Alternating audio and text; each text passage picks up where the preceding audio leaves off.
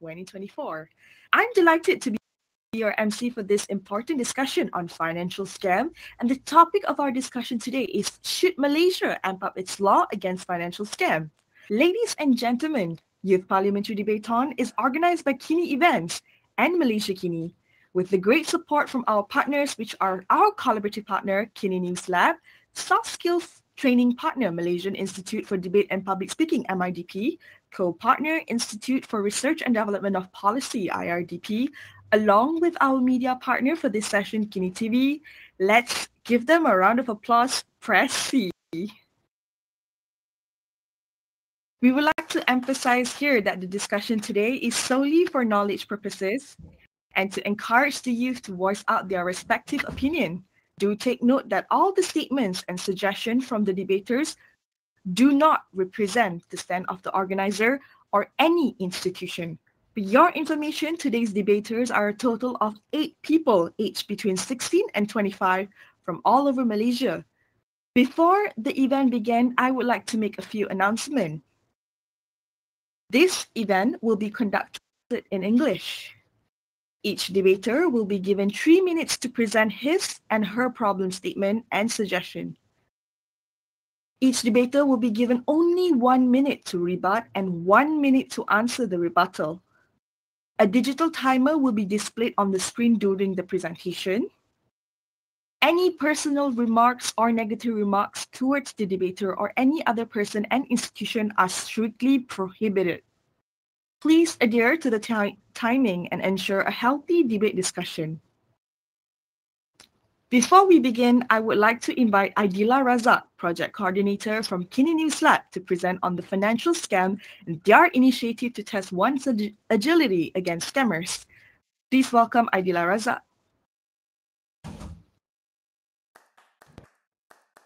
Hi, good afternoon, everyone.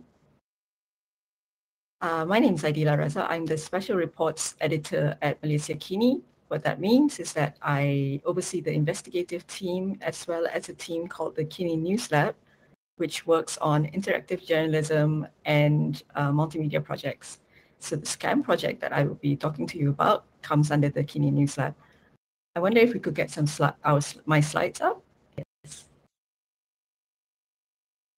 If you're able to, I would invite you to scan the QR codes displayed here. This is actually a link to our project that we did, which we published in February regarding online scams. Next slide, please. What we did was we created chat games to get people to understand what are the most common online scams there and the tactics that the scammers use. So you might see that the different scams are things like job scams, love scams, investment scams, meal accounts, as well as some other scams there. Can we get the next slide, please? So this is how the game actually looks like. So for example, welcome to the Malaysia Kini dating app. You could choose whether you want to date Daniel or the female character, and then you can choose your responses to the person and then try to escape what is most probably a scam. Again, that link goes to the game. The next slide, please.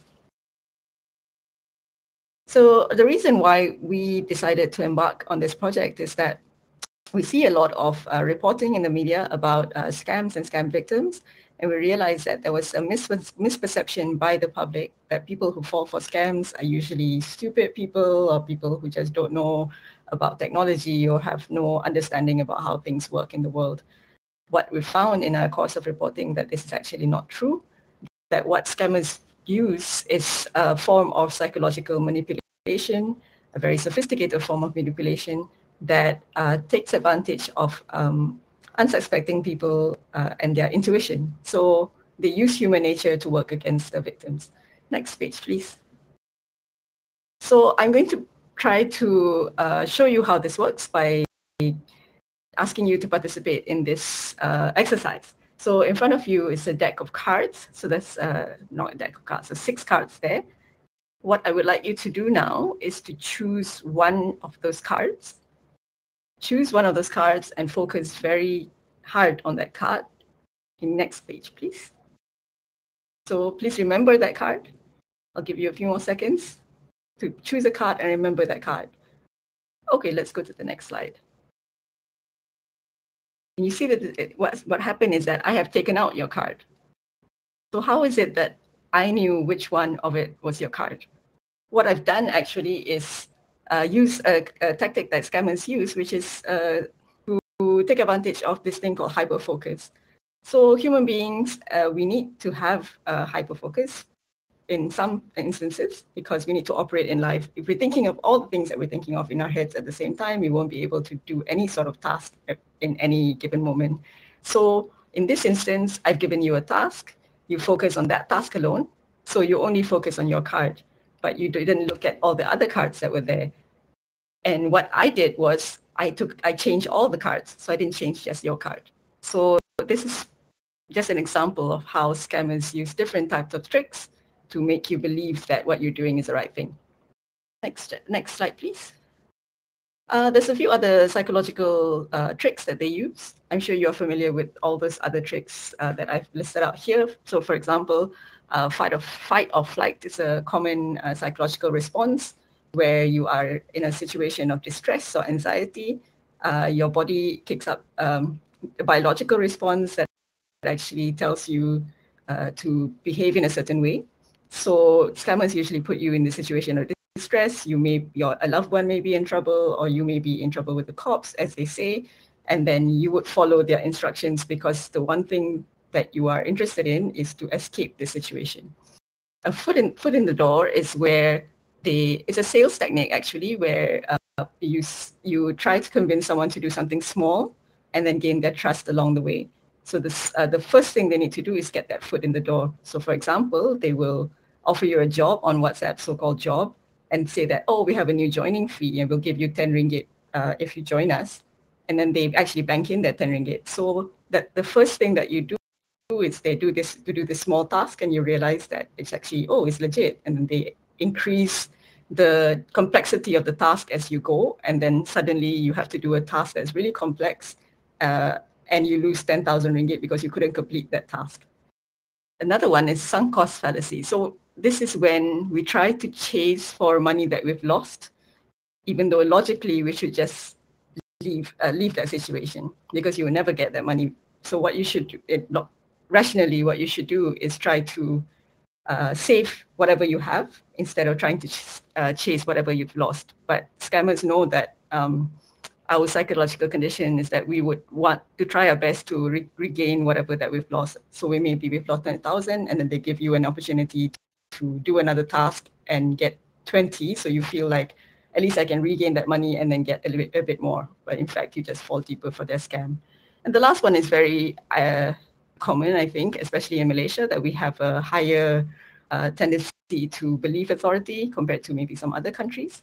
So when someone calls you and tells you that they're from the police station, from the bank, we are more likely to believe that it's true as opposed to just someone stopping you in the street.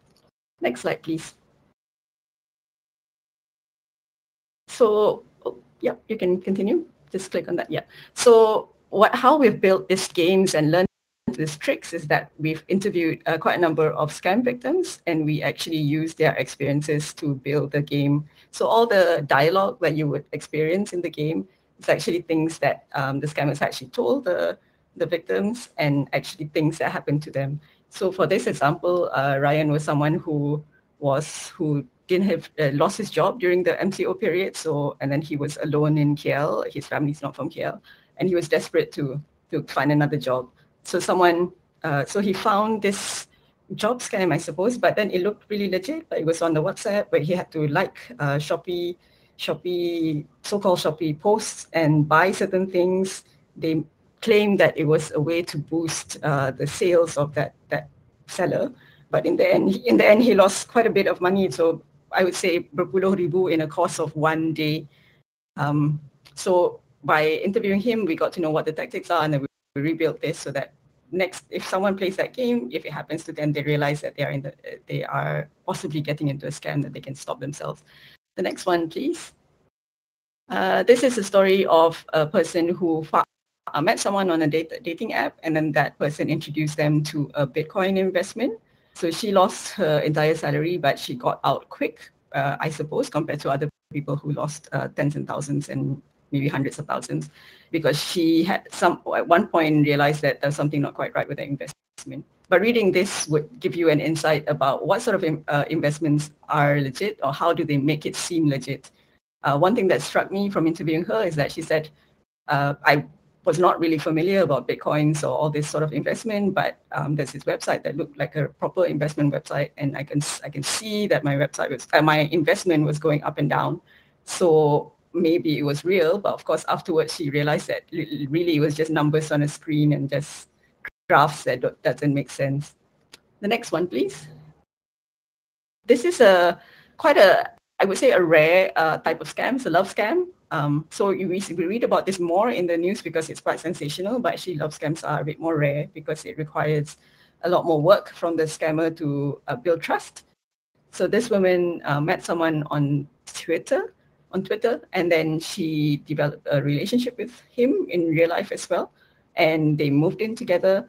But eventually she realized that he was a scammer, and she's lost a lot of money already at that point. But it's a very interesting read, and I invite you to read it because it also shows how she eventually scammed him back and actually walked him into a police station where he was arrested. And the last story that I would like to invite you to read is about this woman. She's an elderly woman who lost 75,000 of her tabung haji savings to a scammer. But her story is interesting because often people talk about, oh, I feel like I was hypnotized by the scammer.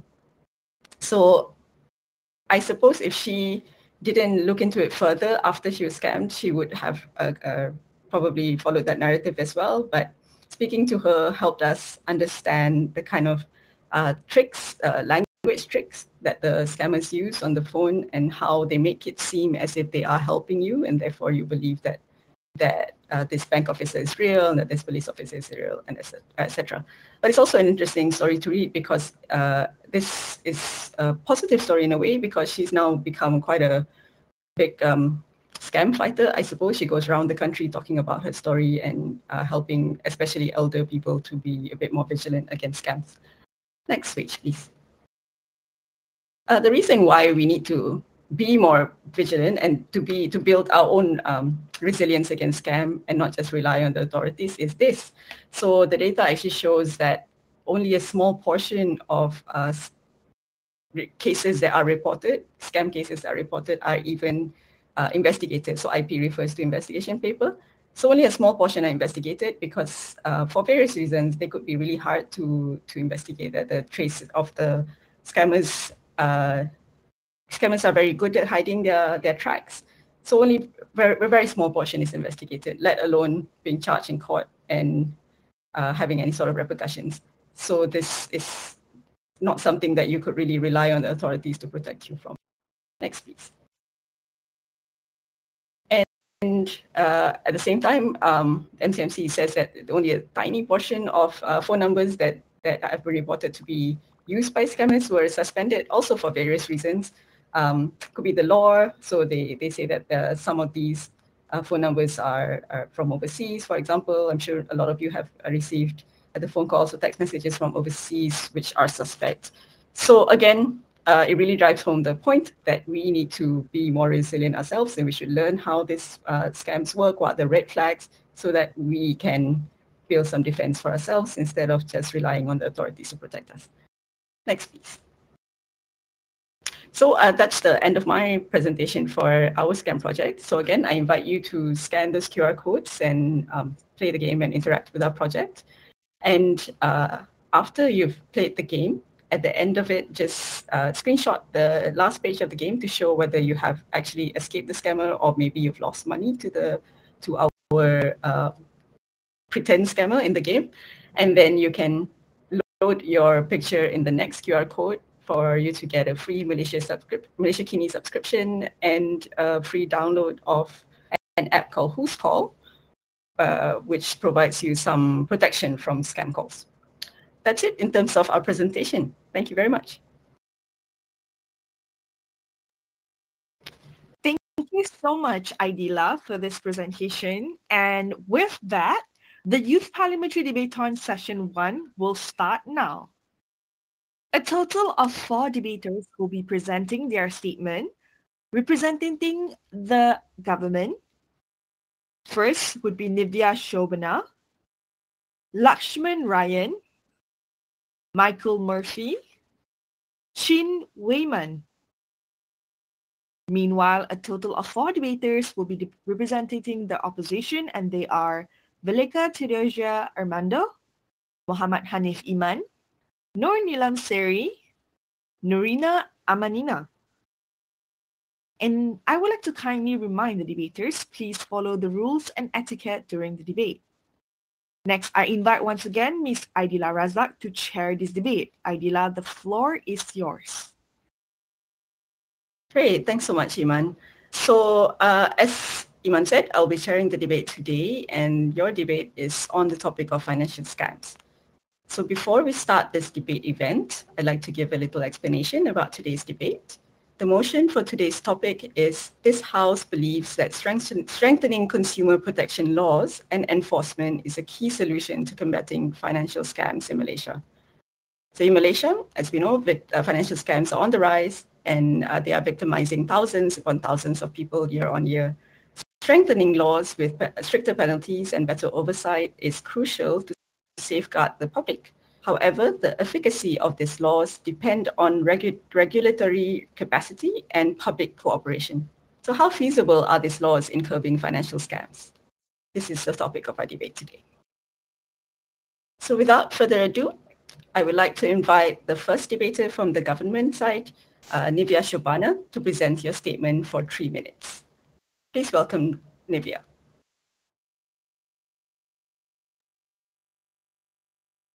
Thank you, Chairperson. So the motion of today's debate is this House believes that strengthening consumer protection laws and enforcement is the key solution to combating financial.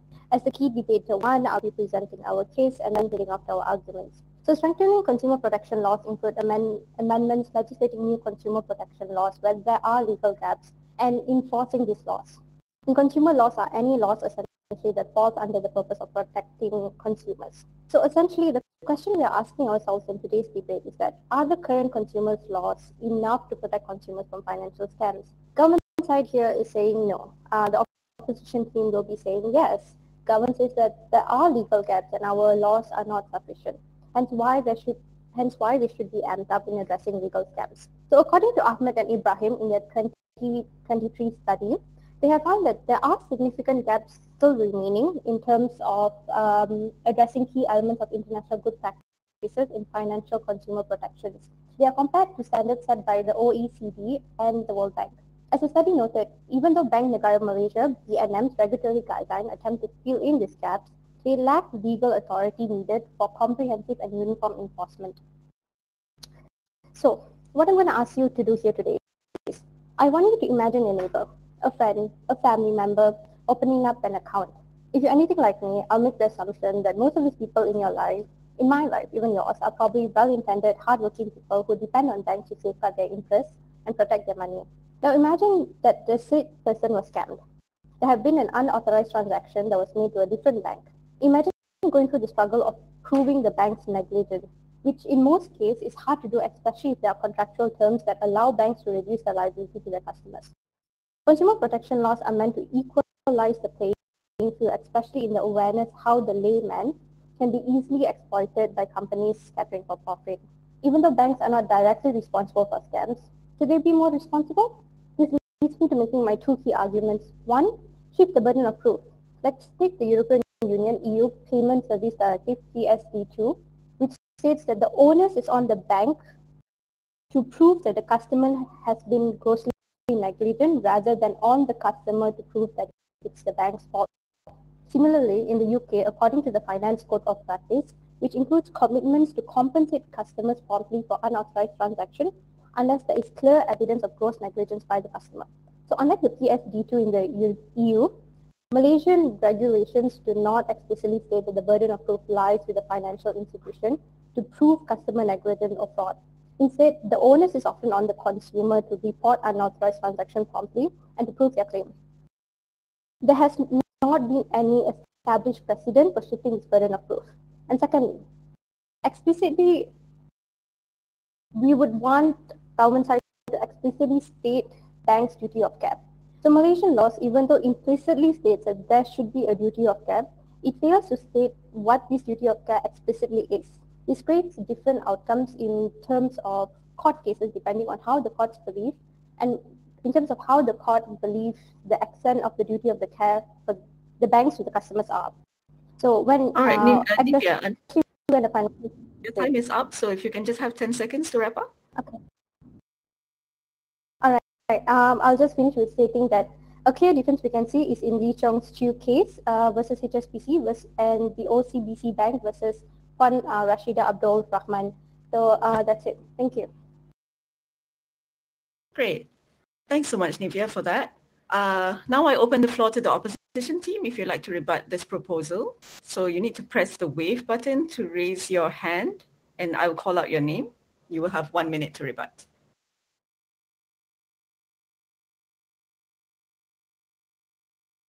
Right? Who's actually rebutting from the opposition side?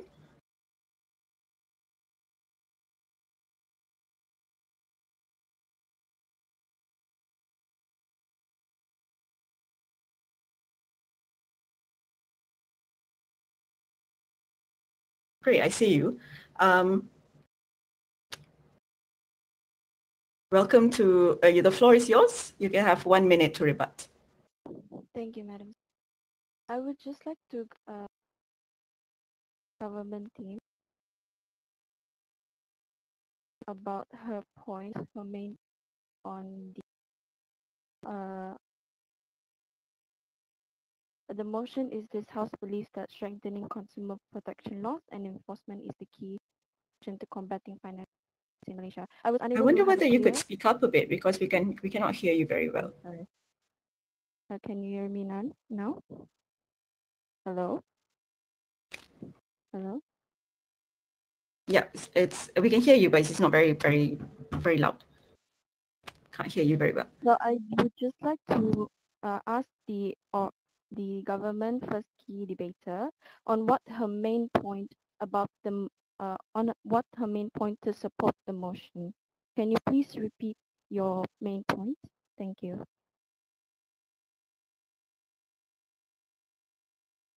Okay, so Nivea, would you like to take 1 minute to repeat your main points?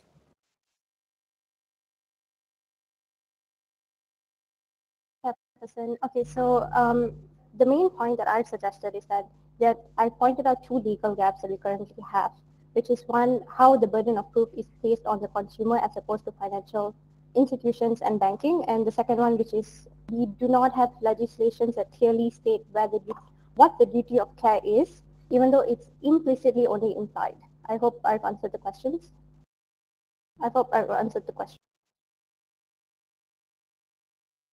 Felicia, would you like to just take up the rest of the time to rebut?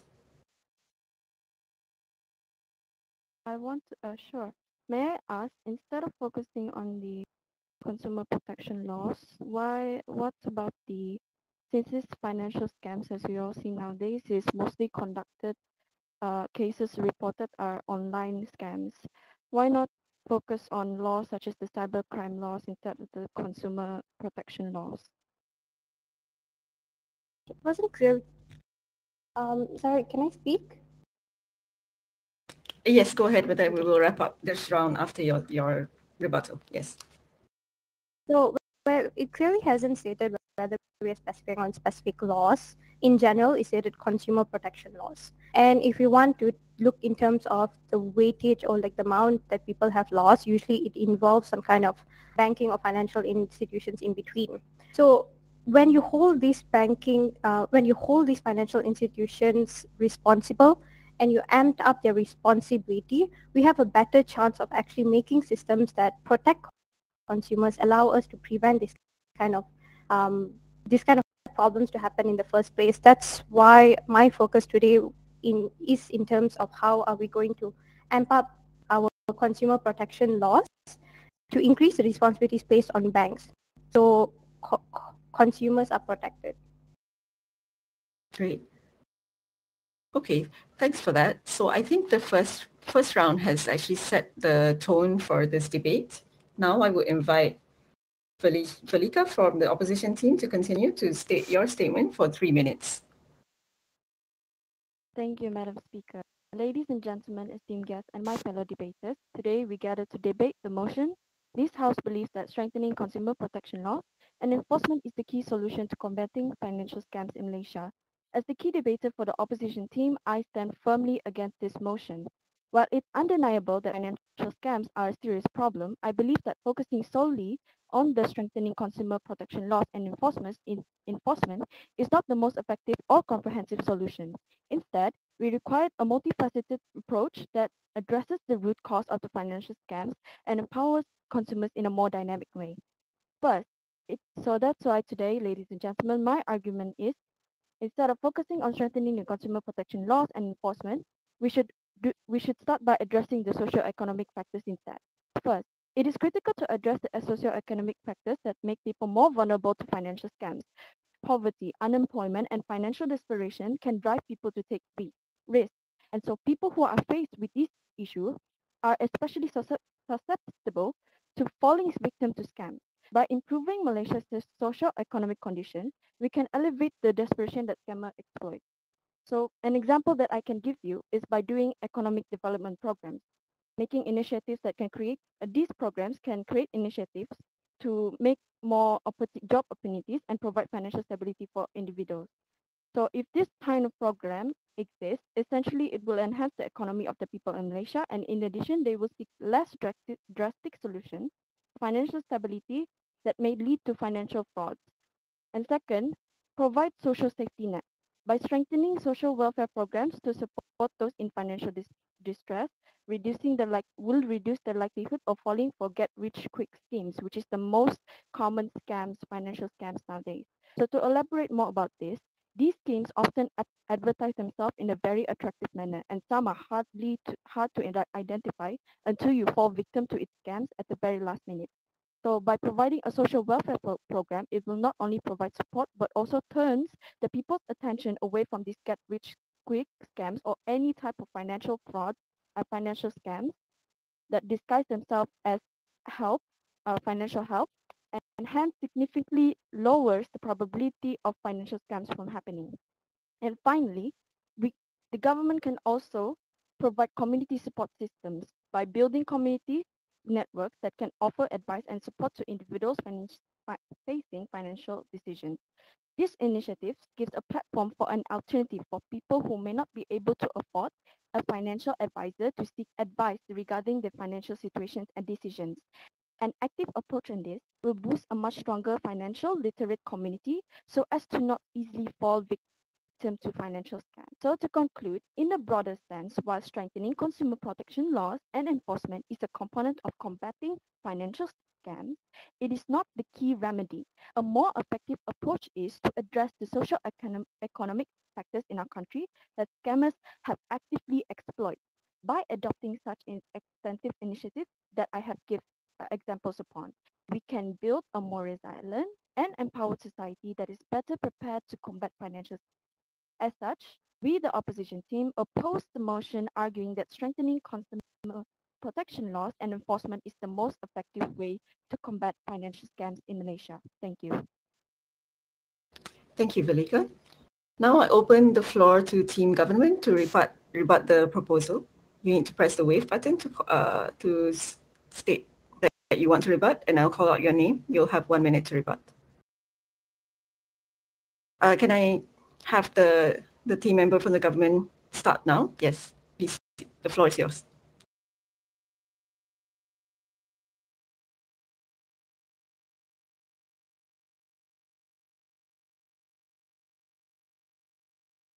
Yeah, my apologies. I can't. I'm unable to see, but I see that someone's waving their hand. So please take the floor now.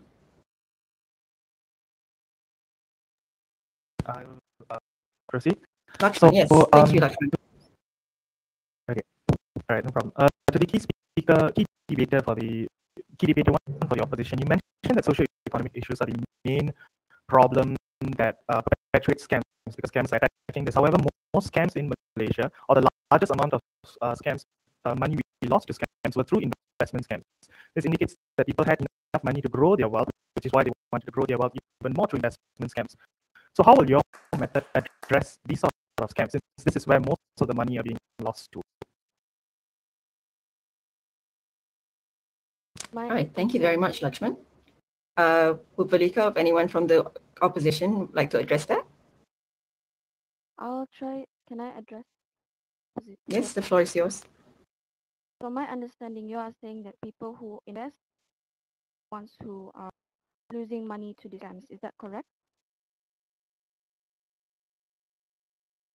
What I'm saying is that most of the money that is lost through scams are through investment scams. Most of the money that is lost is through investment scams. Is that correct?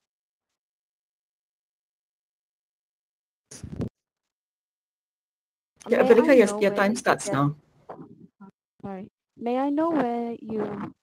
May I know the proof of this? Because you cannot simply say that.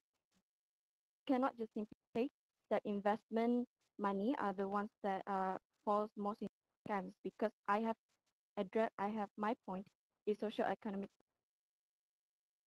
poverty and unemployment, most of which. Hello, can you hear me? We can hear you, but you need to speak up, I believe. Maybe you're Okay, closer to the mic. I'm so sorry. Okay, I understand where you are coming from, but according to some of the scams, especially in Malaysia, and not only in Malaysia, let's talk about my locality in Sabah. Most of the scams, financial scams that are conducted, are victims who fall into these financial scams are all in the background of those who born in poverty, unemployment, and financial desperation. So from my own experience, from my own what I can see from the research, especially in locality in the state of Sabah, most of the scams that are happening most of the scams that are happening is because the scammers exploit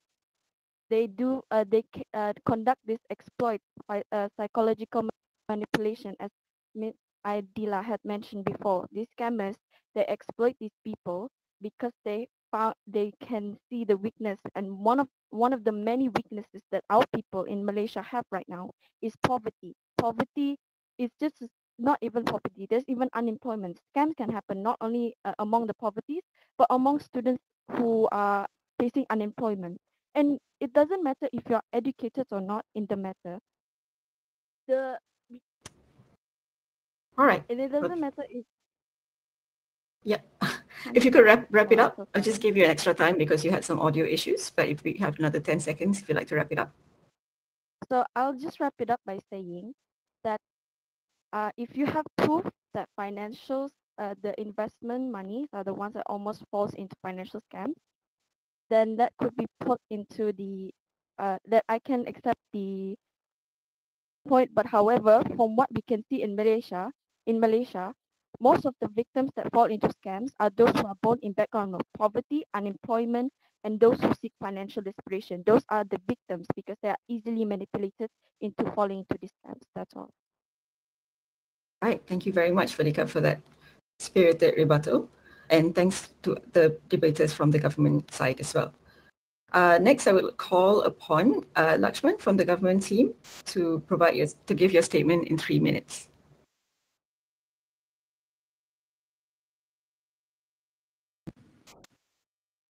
A very good afternoon to the honourable speakers and members of the floor. According to PDRM, over 1 billion has been lost to scams and scam ads. And with this strong wave of digitalization in these recent years, it is expected for those numbers to rise. However, we see various efforts from Malaysia, such as guidelines from BNM to reduce e-finance frauds, the upcoming national fraud portal set to be released mid-2024, as well as telcos identifying and blocking scam calls. But in the battle against financial scams, why have we allowed social media to rise as a silent enabler? Social media has risen to be a hotbed for scams and scam ads. The business model of social media is to keep you engaged with the app and to spam you with advertising, as they make their money through third-party advertisers using the platform. However, these companies have so little oversight and control over these advertisers, as well as the accounts that market products on their sites. This even amounts to gross negligence when we consider the data leaks and privacy issues social media has posed. despite the astounding leaps they have made in digital connectivity. Hence today, I'm going to outline the two-pronged approach the government will take to ensure shared responsibility with these social media companies in regards to financial scams. Firstly, with the amendments to the Consumer Protection Act of 1999, and secondly is to strengthen Malaysia's enforcement of these laws through social media through MCMC and the Malaysian Advertising Committee. The amendments I propose to make are to clearly define platforms for advertising. The amendments to the Consumer Protection Act of 1999. While advertisements itself are recognized in the CPA of 1999, the third-party platforms that aid in bait or false advertisements are not clearly allowing a gap in the law when it comes to scam advertisements. By amending this law to include social media platforms, we hold platforms accountable to the content they allow to be advertised. This is because it makes them liable to any form of false advertising, forcing them to introduce stricter moderation policies to improve regulation on accounts and third-party advertisers. I believe that social media has vicarious liability if an account they allow to generate false content, an account that scams people through their platform, is allowed to operate under their policies and regulations. So, moving on, to prevent this law from just staying there and gathering dust, I propose firstly greater cooperation between the Malaysian Advertising Committee and MCMC to ensure that we crack down on these scams perpetrated by social media. While the Malaysian Advertising Committee does set the allowed advertising standards, how far is its reach in the digital world, especially with the rise of AI and increasingly convincing deceptive technologies such as deepfakes? Do the current regulations we have ensure that consumers are protected from such false forms of advertising? The MAC needs to take this into consideration and improve their advertising standards to ensure that there are no gaps or nuances that allow wrongdoers from escaping the law. With clearer and more digitally relevant guidelines, I believe that MCMC will be able to conduct its role better. The law is only as airtight if its enforcement holds up. All in all, I want Malaysia to take a more hardline stance against social media. What we've seen so far are meetings and requests rather than concrete, harsh actions despite all the issues social media has caused us. Financial scams are only the tip of the iceberg. We've seen issues of privacy, suppression of freedom of speech, even influencing elections. Thailand has threatened to shut down Facebook in their nation to address the scams. While I understand this may be more nuanced than it appears, I believe Malaysia needs to take a harder stance against social media. And what stronger way than the rule of law itself? Thank you. Right. Thank you so much for that, Lakshman. Now the floor belongs to the opposition to rebut this proposal. You have to press the wave button to say that you're interested to rebut, and then you have 1 minute to rebut.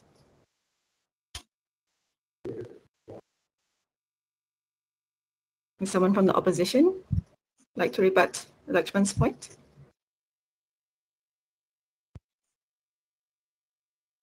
Am I audible? Yes, you are. Go ahead, Hanif. All right. So we are the opposition team. As Lakshman already said just now, he said that negligence of the consumers and social media users make it and influence how the scam works. So do you agree that with the knowledge and awareness of the social media users about the cyber law and about the cyber scam and so on, so we have to aware or we have to give the knowledge to the users instead of we strengthen up our cyber law, because cyber law is already good and it's already being effective.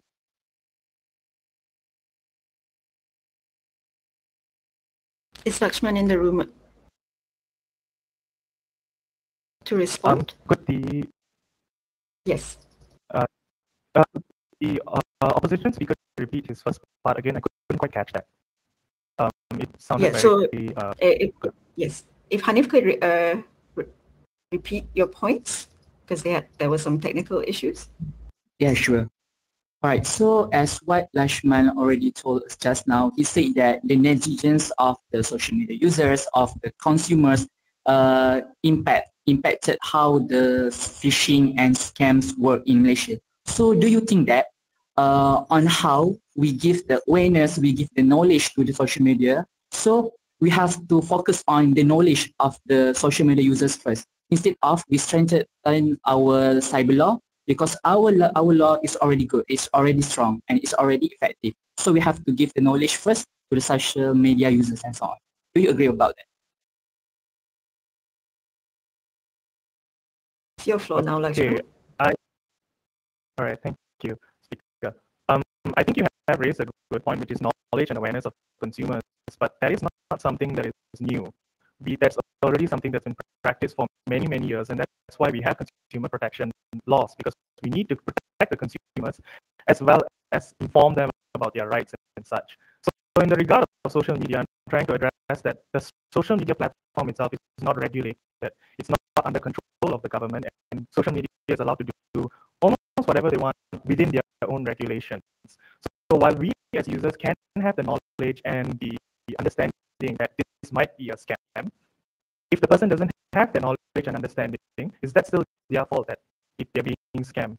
So are we going to rely on victim blaming rather than preventing the scam from happening in the first place, which is what the point that I brought up would do. I hope that answers your question, Hani. Yep. There were some technical issues in your presentation a bit earlier. Would you like extra time to state further points, Lakshman? Sorry, was it in my rebuttal? My response, or was it in my in your initial statement? In your initial statement, the audio wasn't very good actually, so I'm prepared to provide you with extra time if you'd like to take that. Sure, I can re-summarize it for 2 minutes to, yep. Okay. Sure. You get 2 minutes to summarize your points. Yes. Okay, so in summary, what I've discovered is that we've lost a lot of money to scam ads specifically that is perpetuated through social media. Despite all the efforts that our country is taking, we're not tackling social media in general, which is why I have decided the government has decided to take a two-pronged approach to address this, which includes amendments to the Consumer Protection Act of 1999, and then to strengthen Malaysia's enforcement of this act and everything that follows. So the amendments to the Consumer Protection Act of 1999 is to clearly define the platforms for advertising. So if we clearly define the platforms for advertising, we prevent social media companies from being unable to be held accountable, because they do have vicarious liability in this regard. The content that they allow to be advertised on their platform, they should be held accountable too. That is the main gist of my first point. So the main gist of my second point is to improve the enforcement of the law, which is Malaysian Advertising Committee, the Malaysian Advertising Committee, to improve the guidelines that they have to ensure that the advertising standards have caught up with this era of digitalization. So with the amendment of the previous law, this gives MAC greater jurisdiction in social media, and also to clearly allow the advertising standards to address AI and increasingly convincing deceptive technology such as deepfakes. So this prevents any gaps or nuances in the law, which allows the law to be more airtight when it's conducting its responsibility in protecting consumers. Hence, all I would like is Malaysia to take a more hardline stance against social media, and what better way to show that we are fighting for the people and protecting them from the scams than through the rule of law itself. So I hope that summarizes my points for the opposition and for members of the floor. All right, thank you very much for that. Thank you to Lakshman and all the other debaters in this round. Next, I would like to invite the second debater from the opposition bench, Muhammad Hanif Iman, to present your statement in the next 3 minutes. All right. Assalamualaikum and hello everyone. So we are the opposition team. We oppose the motion on should Malaysia embark its law against financial scams. So in our stand case, we stand that in order for us to avoid the scams cases increase year by year, we have to give the awareness. We have to create the really good knowledge on all the social media users especially. So my point is strengthening awareness and education in line with the advancements of cyber technology. So cybercrimes related to scams rose by 125% globally in 2021 compared to 2020, and growing numbers of cyber attacks continued to endanger both persons and companies in 2022 until now. So For this reason, staying informed and aware is essential to avoiding frauds and scams. In tackling this issue, education, as I said before, is really crucial for giving people the knowledge and skills they need to spot and keep away from frauds.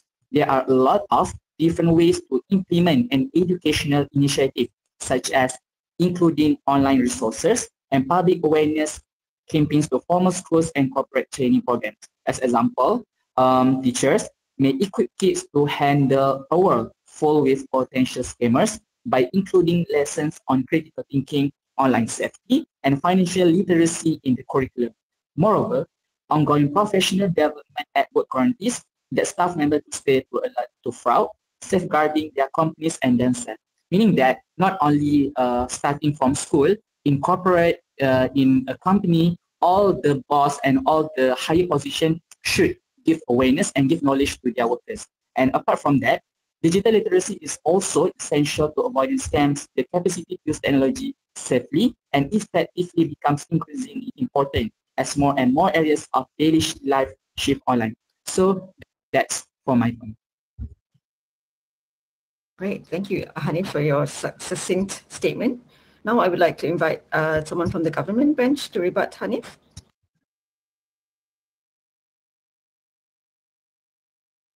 Is that Michael?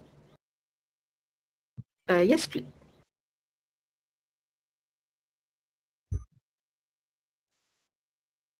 Is it Lakshman or Michael? I'm not sure. Please take the floor.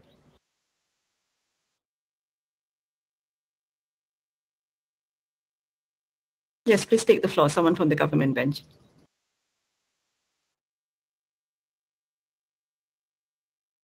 I think it was me raising my hand, not Michael, but it was me or Nivea. So were you referring to myself or Nivea to take the floor?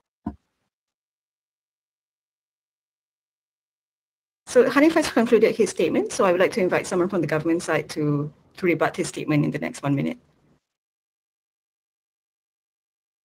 Can you repeat the question? I don't really get his question. Yeah.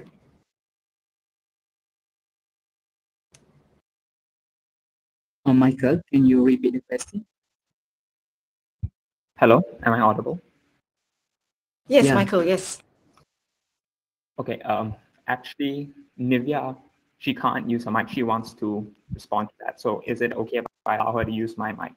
Okay, yes, please go ahead. Yes. Please go ahead, Nivea or Michael, whoever wants to take the mic. Okay. Am I audible? Yes, you are. Okay. So the question I would like to raise is that the key debater did bring out a good point about how technology was fast and how we need to keep up. Sorry, and teach them. But yeah. Sorry, I was just going to say mute one of the mics because there was a echo.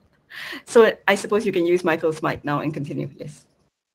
Okay, so the point that I wanted to raise was that it was a good point about how awareness is important, but technology evolves faster than we can evolve the education that we're giving to people. We cannot keep up with the pace of what is new and what is happening. When opposition believes that we should put the responsibility on the individual to overcome these problems, we are saying no, put the responsibility on the individuals that allow the perpetuation of this. They have the technology to overcome this, banks, social media.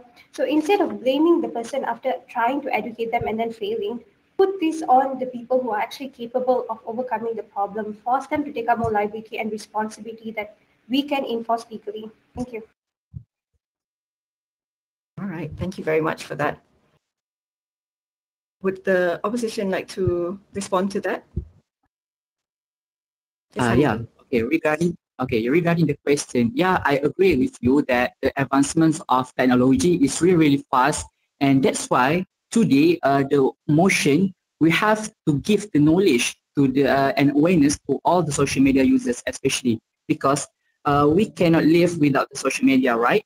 So I think that even though the advancements of technology is fast and so on, but still we have to give the knowledge and we have to prepare ourselves with all the knowledge and all the awareness and information regarding how to use the social media and avoid scam and so on. Because the knowledge of cyber law enable business to understand their legal obligation and implement necessary measures to safeguard customer data. Meaning that in order we have to get safe environment of using the technology, I think that not only the corporate, but also all the bosses from the company and also the government, we have to work and unify. We have to create a lot of campaign. We have to give a lot of messages, posters, and so on, and we have to blast it in all platforms because we have to think that knowledge is the priority of above everything. Because if we don't have the knowledge, then I think that it is really give the opportunity for the phishing or scammers to attack us. So I think based on my point, knowledge is the top priority.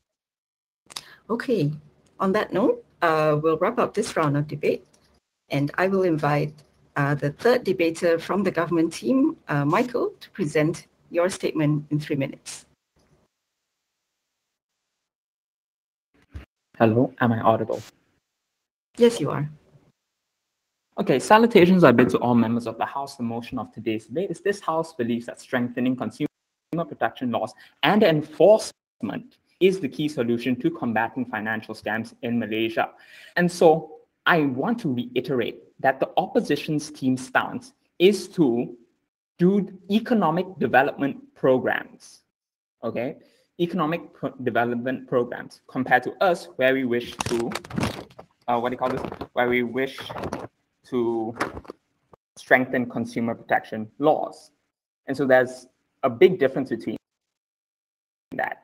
So I would have to assume that they are keeping status quo, which is the current laws that we have now. So my points are: 1, mandatory consumer education programs, emphasis on mandatory, and 2, stricter penalties and enforcement. This both goes under enforcement. So my first point is mandatory consumer education programs. And so this point sounds very similar to what the second opposition said. However, his point has no basis of stance because he has to perform it under the current consumer protection laws, which, according to status quo, is not mandated.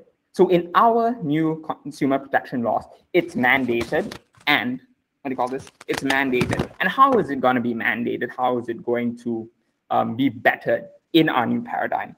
So 1, we can talk about how financial education is to be better, is to be better integrated into the education system. Okay, and so let me just say something by Datuk Seri Ahmad Maslan, who said financial literacy classes should be introduced in schools, especially in secondary level, to prevent students from falling into scams. And so how are we going to do this? We need to do this through the laws. We can't do it under the current laws because it's not mandated. And so this could be done through financial literacy curriculum, where the MOE works with Bank Negara Malaysia to integrate financial literacy, okay? And so the second point, which I need to touch on, is stricter penalties and enforcement. So as was touched on by my first and second speaker, okay, the laws currently aren't as good. So by stricter penalties and enforcement, it becomes a deterrent for scammers, okay, to commit their financial scams. This can be seen with section 415 of our current code, which is not as harsh compared to laws stated by the United States or United Kingdoms, which can be used to better our laws. And so let me summarize. 1, mandate consumer education programs. 2, provide stricter penalties and enforcement by basing it on other laws. And by this, it is, and to reiterate again, it's the status quo on opposition side versus, betterment and better enforcement on team government side. With that, we wish to propose. Thank you very much, Michael. Now I open the floor to the opposition to rebut the proposal. All right. Would be interested. Hello. Okay, you have 1 minute, Hanif. Okay. So for your information, this is a good news actually. Malaysia's Cybersecurity Bill 2024 recently passed by the Parliament on 3 April and is expected to bring the country's cybersecurity law to par with Singapore Cybersecurity Act and the United States of America Critical Infrastructure Information Act. So to think that even though we have the advancement, we have the technology and so on, but the thing is the scams, the phishing is still happening today. Is it the problem with the law or is it the problem with the knowledge and also the awareness of the social media users and so on? So is it really necessary for us to always amend the law when the public, when the people always letting behind about regarding social issues and so on? Mm-hmm. Would the government side like to rebut? Lakshman, oh, Michael, okay, please. Oh, wait, are you allowed to? May I Who's add taking on the floor, to- please? Yes, please go ahead. You have 1 minute.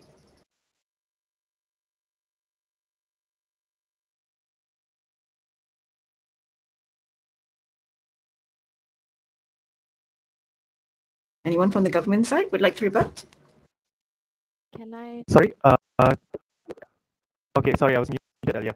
So I think the Go opposition. ahead. The Okay, opposition, please go ahead. Okay, sorry. I think the opposition is confused that knowledge and the law being on two opposing sides. I think both can be used to work with each other. But right now, what we're debating is for a key solution to combat financial scams. And in reality, yes, we do amend the law to ensure that it's caught up with the times. Because you can't just leave the law stagnant, because then it won't apply to the current era of digitalization we are in. We've experienced so many new things in terms of technology in the past like 15 years, past 20 years. How can the law not be made to be able to be caught up with all of that? How can the law not be amended to address all of these things? You can only go so far with knowledge because you can't teach the layperson everything about cyber law. You can't address all of this to senior citizens. Most people are set in their ways. This is why we have the law to address these things and to protect them from being taken advantage of by such problematic institution. Thank you. All right, thank you very much. Now I'd like to invite the last and third debater from the opposition side, Ms. Nur Nilam Seri. You have 3 minutes for your position.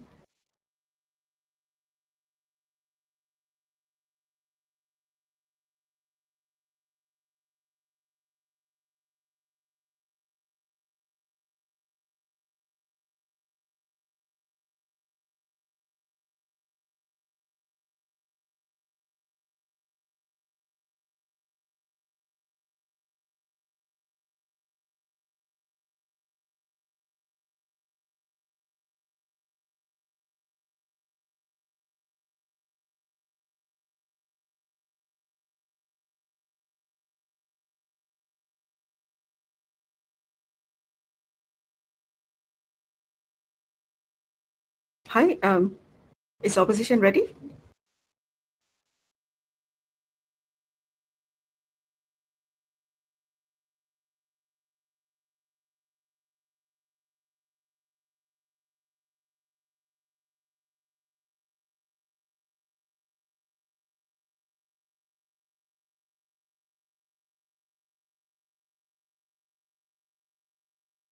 Guys hear me?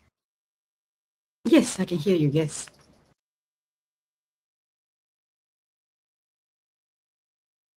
Ya, Assalamualaikum Hi, the floor is warahmatullahi yours. wabarakatuh.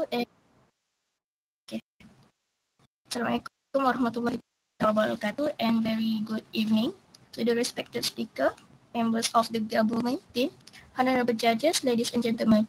I am the third speaker of the opposition team is given a duty to argue. So before that, our team is strongly disagree with today's motions. Okay. Malaysia has several laws to protect its citizens from scammers on the internet. This includes the Computer Crime 1997, the Communications and Multimedia Act 1998, the Penal Code, and the Personal Data Protection of 2010. So the Data Personal Protections 2010, for example, regulates the processing of personal data in commercial transactions and give individuals the right to control their personal data. So if you say this law is not relevant, there are relevant laws to combat frauds and scams in Malaysia, including the anti-money laundering, anti-terrorism financing, proceeds of unlawful activities. So which is this law aims to prevent and overcome money laundering, terrorism financing, and financial transactions involving illegal activities. So in addition, Malaysia also has a Consumer Protections Act that protects consumers from fraud and unfair business practices. So some laws regulate the financial sector, such as the Bank Negara Malaysia Act and the Security Commissions Act, which are capable of fighting fraud in the financial sector. On the opposition side, I do not agree that new laws are created because they are like 13 existing laws. On the other side, we agree that increasing cooperation between various parties can deal with the issues of financial scams. There are like a coalition created in Malaysia to deal with this issue, which is NSRC. The NSRC is a joint effort between the National Anti-Financial Crime Centre and FCC, the Royal Malaysia Police PDRM, Bank Negara Malaysia BNM, and the Malaysia Communications and Multimedia Commission SKM, as well as financial institutions and telecommunication industry. It aims to enable coordinated and immediate action to block the flow of funds and fraud.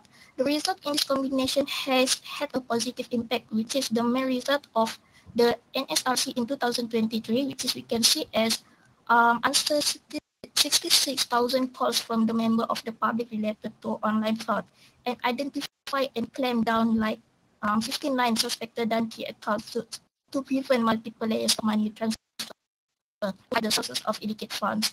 So, bank with these combinations and cooperations of these various parties, actually strengthen the structure and components to protect the users' money can be done. So with this, I feel it is not necessary to create a new law, but to look at it and make it a careful analysis and cooperate with the banks and private bodies in Malaysia.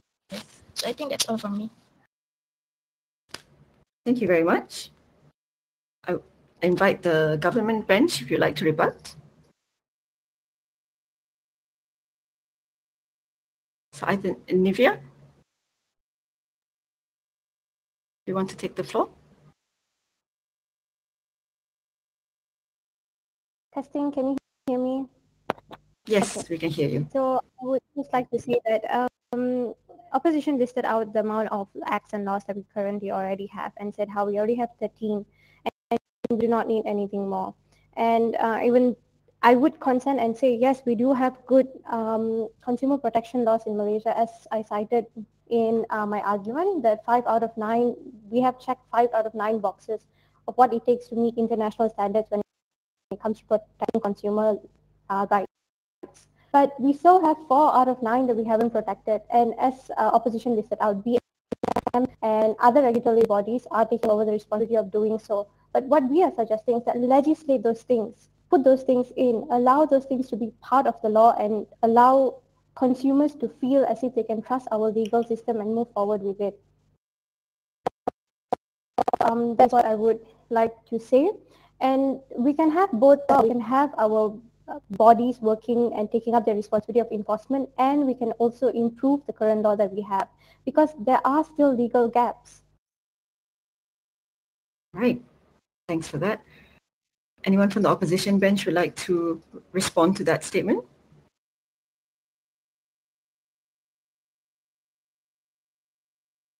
Can I respond? Okay, very good. Oh, Hanif, okay, yes, please. All right. Actually, regarding to her concern, actually we don't really have a gap in law, because if you want to know that all laws in Malaysia are made with all regarding the relativism of culture, meaning that our cyber law is already being amended year by year and to stay updated. So in the opposition team, we think that instead of we end up and we keep changing and amending our law, we think that we have to do that. Malaysia, we need to collaborate with international bodies also, such as Interpol and Asian, to combat cybercrime. because to think that this cooperation enhance the country's ability to tackle cross-border cyber threat and share best practices in cyber law enforcement. Yeah, we know that the enforcement of our cyber law is not really on the higher par, but actually we also have to get and we have to do the initiative by collaborating with international bodies and so on, and also the government and various organizations. Also, we have to run the awareness campaigns to educate the public about cyber threats and the importance of cybersecurity, meaning that we also improve our enforcement of the law, but at the same time, we educate all the public and people. All right, thank you so much. With that, actually, we'll conclude. All the debaters already have spoken. We'll conclude this round of debate as well. We have also come to the end of our debate. I would like to share some concluding views that I got from the points that you come across. Firstly, I'd like to say that I appreciate how multifaceted the debate has been and how you brought in different perspectives to the topic. What I hear is that it's not just about the law and it's not just about consumer awareness. It's about both of them at the same time and trying to find a way to make each sector within society a bit more responsible and a bit more accountable for keeping our public safe from scams. Our debate has ended, so right now I'm going to pass the floor to the MC. Thank you so much for your very enthusiastic participation, and apologies for the technical difficulties. Over to you, Iman. Thank you so much, Aidila. Thank you for your time. And once again, I would like to congratulate all the debater. And from today's session, we are able to watch their constructive discourse and the ability to articulate their viewpoints have truly captivated and enlightened us all. Thank you so much also, Aidila, for striking a balance and to maintain order and as well to stimulate an engaging discussion. Great job, everyone. And next, we would like to kindly invite you to answer a survey that will be shared with you through your email in the nearest time. With that, thank you to all the viewers for staying with us throughout the event. And on behalf of the organizer, I would like to once again graciously thank our collaborative partner, Kini News Lab, Soft Skills Training Partner, Malaysian Institute for Debate and Public Speaking, MIDP, our co-partner, IRDP, and along with our media partner, Kini TV. Once again, well done, debaters. Please give yourself a round of applause. Press C. Okay, we are confident that your talents will shine through and captivate us, leaving a lasting impression. For your information, all the debaters here will receive a free Malaysia Kini subscription for 1 year worth RM200. And once again, we would like to apologize if technical shortcomings may have occurred that may have affected your viewing and listening experience. With this, it's the end of our first episode of Youth Parliamentary Debathon. And good evening. I hope to see you all soon in July. I am Iman Rizwan. Goodbye.